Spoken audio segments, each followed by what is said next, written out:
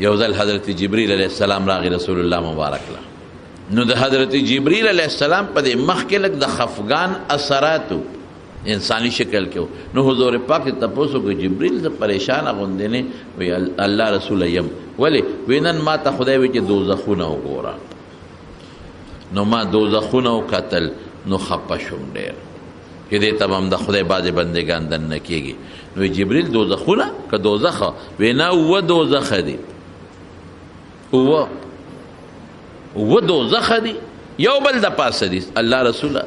یو لاندې طبقه یو بره بره بره بره بره دې کې به څنګه په طبقو کې به څوک وي د الله رسوله ټولو لاندې طبقه کې به منافقین ان المنافقین لفی الدرک الاسفل من النار. منافقین به لاندې پراتی. منافق پیژنې دوه قسمه دی، یو عقیدوي دی یو عملی دی.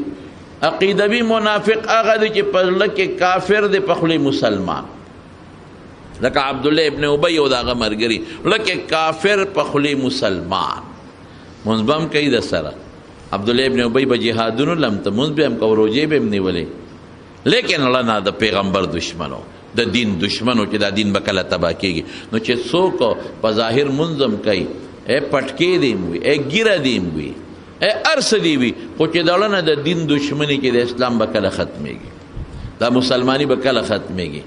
دا د مسلمانانو د عمل به کله تباه کېږي، دا منافق دی، دا خطرناک شی دی. دی بلاندې درجه کې دا ګورې زمونږ په دې وطن کې بعضې خلک راوته دي خفه کېږه ما بعضې ښځې او سړي دي په دې کوڅو کې ګرځي د دین خلاف. مخکې ورځو کې سوات ته تلم، سوات یو مولانا صاحب خبره کوله چې یو د انجیوس ښځه وه جنۍ وه دا خو بربنډې ګرځي. نو دا یو کور ته ننوته او په هغه کور کې یو ښځه ناسته وه د کور کار یې کو او مخامخ په اخور غوا تړلې شوې وه. ګوره اوس ښه د دین دی دشمنۍ ده. اوس دا د انجیوس دا جنۍ چې دا نیمچلو پټی په سر ده او مټې ښکاره دي او لاندې پنډیم په ګیټیم ښکاره دي او نری جامې چولې دي او سر تور دی نیمه بربنډه ده. دا اوس هغه ښځې ته وایي ته څه کوې په دې کور کې؟ هغه ښځې ته وایي او تی څه کوم؟ خو د کور کار کوم که نه. وی بار نه ګرځئ. وی بار څه کوم؟ نه څه کار روزګار. وی کار روزګار مې خاوند کوي که نه؟ خطاړو بار وځې نه نه به دې کور کې هم که نه. دا مونږ پښتانه وي ښځې له خو یا کور دی یا کور. دا ښکلې خبره ده. وقرن فی بیوتکن، کورونو کې کښېنئ. ولا تبرجن تبرج وزیر وځه، خو د جاهلیت د ښځو په شانتې نه. نو زه خو په دا کور کې ناست یم ښه نو بار کار روزګار بار ته نه وځې نه. ولې؟ نو خاوند راوړي که نه؟ خاوند راوړي ډوډۍ راوړي هر څه راوړي او ما ته ږدي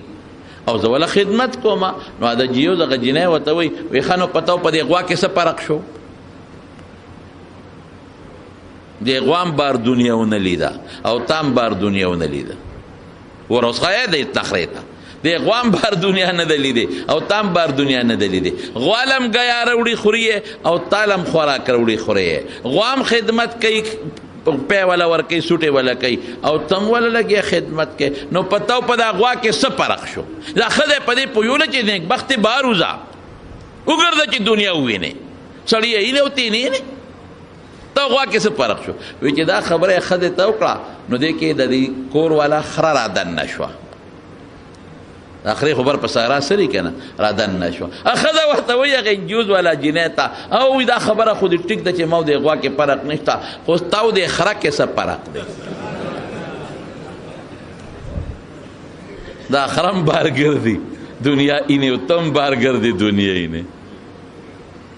د خره کې هم پړې نشته او تا کې هم نشته چې په کومه لاړې. دا خرم په ډیرانونو ګرځي او تم په ګندونو پسې بار ګرځي. سړو سره هلکانو سره پوټولو کې شپې ډیرانونه نه دي. هم آزاده او تم آزاده، هم لږ ساعت له کور ته راشي تم لږ ساعت ته کور ته راشي. هغه هم لګیا ده پیدا ته اخلي او بار چکرې تم. نو تا او د خره کې څه فرق دی؟ وی د انجیوس جنۍ دوپټه په سر کړو غریوال. دا به خبرې به راته په ذهن کې کوي. کله به راته وي مړی په دا بچي علم څه لکې دا زړې خبرې دي خلک سپومې ته وختلو خلک کم خوا لاړلو ته کم خوا روانې خلک د سپومې ته نن ورته دي وخیږي زه به د رسول الله مبارک طریقو پسې ځم دین او ایمان به مې دی خلک دي دي د سپومې نه خو څوک نه منې کوم شریعت خو د سپومې نه څوک نه منې کوي خیجه د دې خلکو دا خیال دی چې ګنې دا شریعت یو تنګ شی دی نه شریعت تا د دکاندارۍ نه نه منې کوي کوا د یو پسې دوه جوړ کا دوه پسې درې جوړ کا شریعت تا د تجارت نه نه منې کوي کارخانې جوړولو نه دی نه منې کوي ځان له جوړه کړه د موټر نه دی نه منې کوي درې ځان له واله صحابو سره وخانو دا موټر دی د کور نه دی نه منې کوي ځان له ښه ښکلی کور جوړ کړه هغه زمانه کې هغه اوس دا دی شریعت ته د ځمکې نه نه منې کوي د صحابو ما راته تېره جمعه ویلي دي حضرت عثمان صاحب څونه مالدار عبدالرحمن ابن عوف رضی الله عنه څونه مالدار حضرت طلحه دونه مالدار او دومره روپۍ به ورسره چې هغه دا غټې روپۍ به زنګ کېږي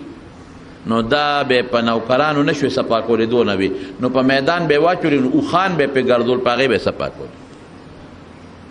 عثمان صاحب څونه مالدار نو دا د خلکو دا خیال دی چې کني که ما چې ته په بچي علم وکړه یا ګیره مې پرېښوه یا پټکې مې په سر کړه یا د ملا صاحب ته نږدې شم یا د پیر صاحب ته نږدې شم نو بس زه په قلا کې بند شم او په کوټه کې بند شم نه ولې موږ به ډوډۍ نه خورو ته به نه خورې دا ملا به نه خوري دا خلک به نه خوري د دنیا دا ژوند به ته نه تېروې موږ به نه تېروو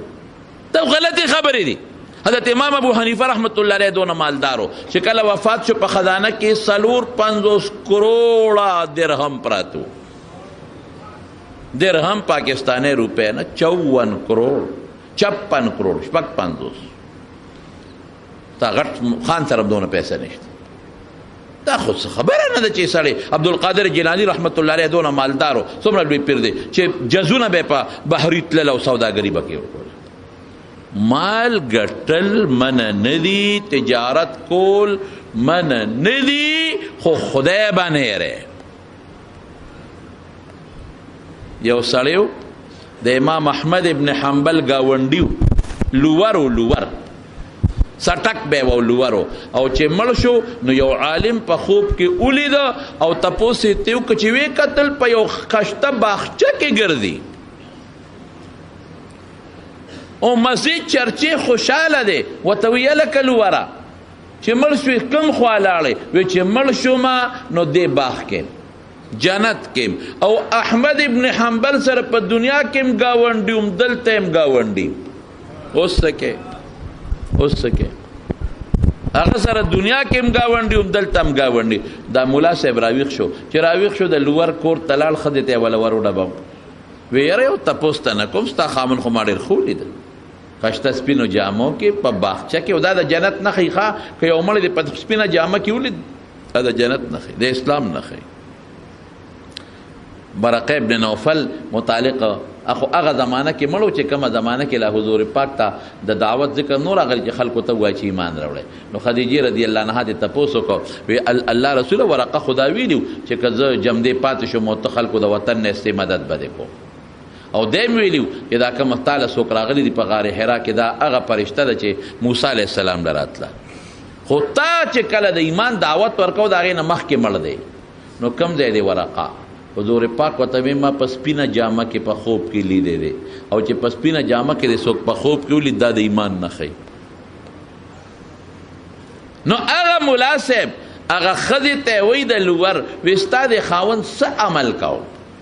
ما ښکلې جامه کې باغچه کې په باغ کې ولید او صاحبه خوشحاله دی چې هلقدمي کوي وی د احمد ابن حنبل ګاونډي یاره وی زما خاوند خو داسې عمل نه دی کړی دغه مونځ او دس پې کوو چټکې و نور څه عمل خو نشته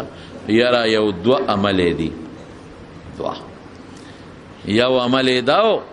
چې کله به بانګ وې او د ده سټک به په لاس کې و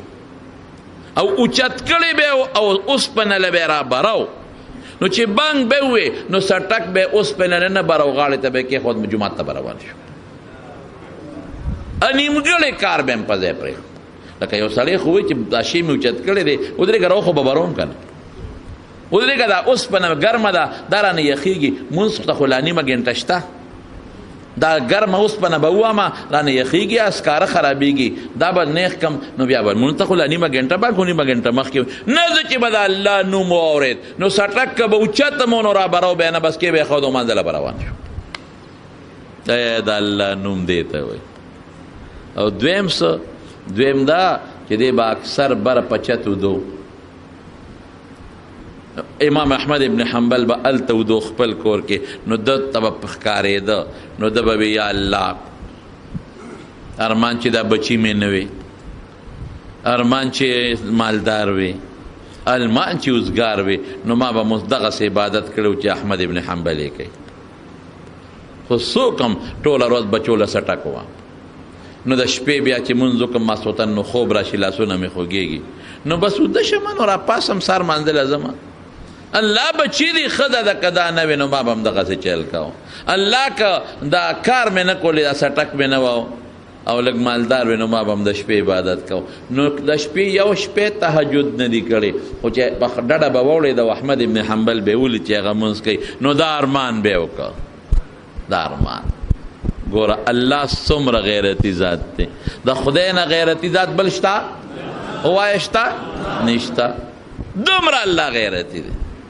دومره غیرتي چې هغه د الله د نوم احترام او مانځله فورا منډه وه او د امام احمد د عبادت متعلق سوچ کول او تمنا او فکر من کېدل رب ذوالجلال جنت هم ورکړ او د احمد ابن حنبل ګاونډی